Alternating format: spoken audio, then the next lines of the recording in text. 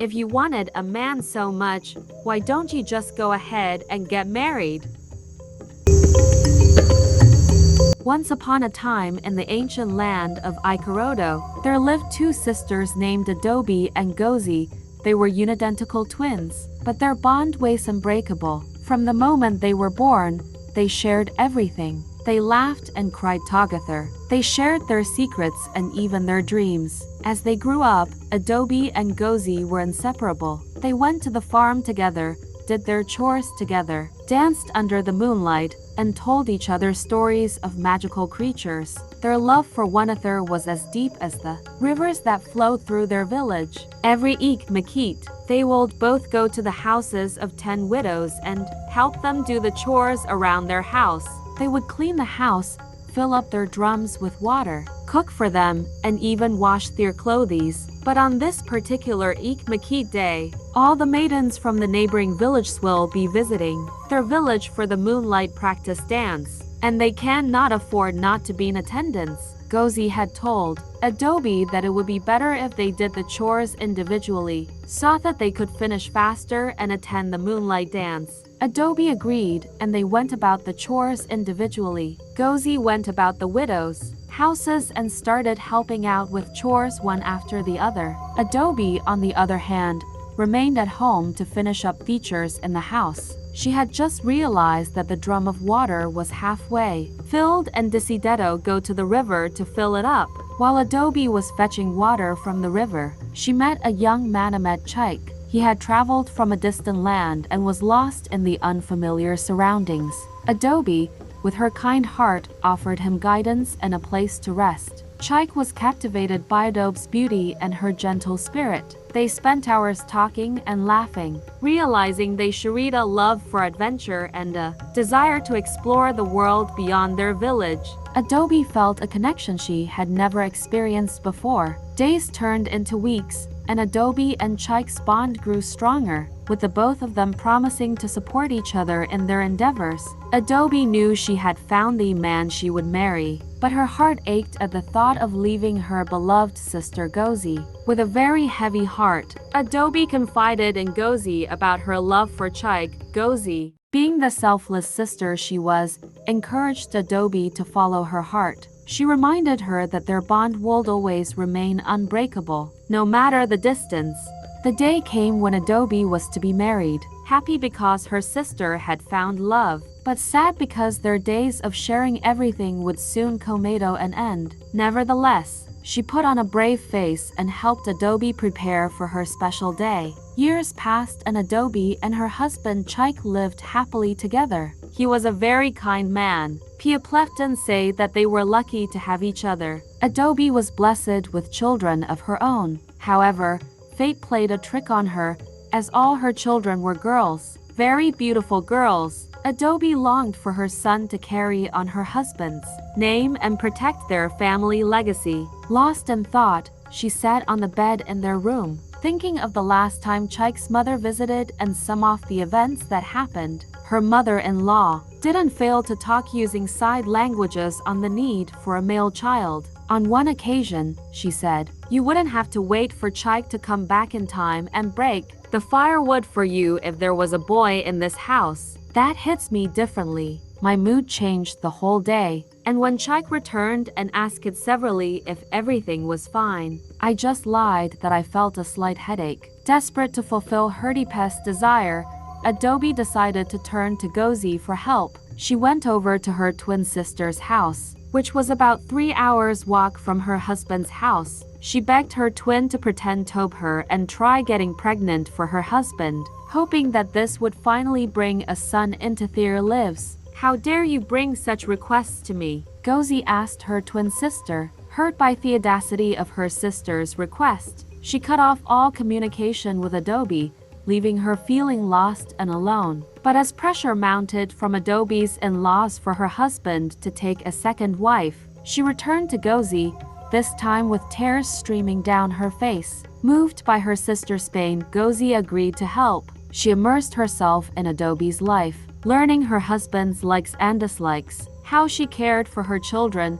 and all the routines of their home. When Gozi finally took Adobe's place, her husband didn't suspect anything, although he occasionally questioned her actions. After Gozi had moved into Adobe's home, taking her place, it didn't take long for her to become and she gave birth to yet another baby girl. Adobe's husband's family intensified thyre pressure, this time even bringing another woman to be his second wife. However, he stood firm, declaring his love for Adobe and their daughters. Filled with anxiety, Adobe reached out to Gozi, who was devastated by her perceived failure. She pleaded with her twin sister to try once more and not be discouraged. Gozi agreed. A year passed, and Gozi found out she was pregnant again, this time with twin boys. She gave birth soon after, and peace returned to Adobe's home.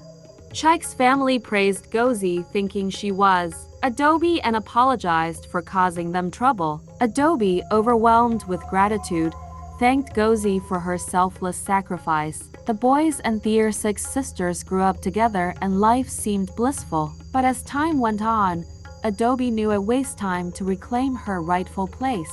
She approached Gozi hoping for a smooth transition, but her sister refused to leave the house. Adobe, faced with a difficult choice to either confront her sister and reveal the truth or leave her daughters behind to start a new life. As Adobe and Gozi stood their ground, a tension grew between them that threatened to tear their bond apart. Adobe, torn between revealing the truth to her husband and protecting her sister, felt her heavy heart with guilt and uncertainty. Gozi, on the other hand, had become attached to her role as Adobe. She had grown accustomed to the love and affection she received from Adobe's her nieces and nephews. The thought of giving it all up and returning to her old way seemed unbearable. Days turned into weeks and weeks into months, with Adobe and Gozi locked in a fierce internal battle. Adobe's husband sensed a change in his wife's behavior, but couldn't put his finger on what was amiss. He questioned her actions and strange moods, but Adobe skillfully evaded his suspicions. The strain took a toll on Adobe's mental and emotional well-being. She found herself constantly torn between her loyalty to her sister and her duty as a wife. She longed for the simplicity of her childhood bond with Gozi, but now, their relationship was shrouded in secret and deception. One fateful night, as Adobe lay awake in bed, tormented by her inner turmoil, she made a decision. She would confront Gozi one last time, hoping to convince her to reveal the truth and return to their rightful lives. With determination in her eyes, Adobe went to her former home when she knew there was no one around. She entered into their bedroom, which is now also Gozi's room, prepared for a battle of wills. If you wanted a man so much, why don't you just go away and get married? You wanted to help, now you have become possessive, she said. Looking at Gogaziho was lying on the bed, but as she faced her sister, Adobe was taken aback by the resolve in Gozi's expression. She refused to yield, insisting that she deserved the happiness and the love Thatch had found in her sister's life. The words hung heavy in the air and Adobe's heart sank. It was at this point she realized that Gozi had become so entangled in her web of lies that she no longer saw a way out. Adobe's love for her sister clashed with her sense of justice, leaving her torn and uncertain. In the depth of her worry, Adobe contemplated her options. Should she reveal the truth to her husband, risking the destruction of her marriage and family? Or should she leave everything behind, including her children, to start a new life, free from the weight of her deceit? She left disappointed and angry before anyone would notice her presence. As the day passed, Adobe's anguish grew. She knew time was running out and she had to make a choice. Chaik, on the other hand, had started to sense a change in his wife's behavior but could not put his hands on it. He became increasingly suspicious, questioning her actions and strange moods. One evening, as they sat in the quiet of their room, Adobe's husband, thinking he may have offended his wife, decided to ask to know what has been troubling her. He gently asked Gozi if something was troubling her, if there was something she needed to share. Gozi's heart pounded in her chest as she searched for the right words.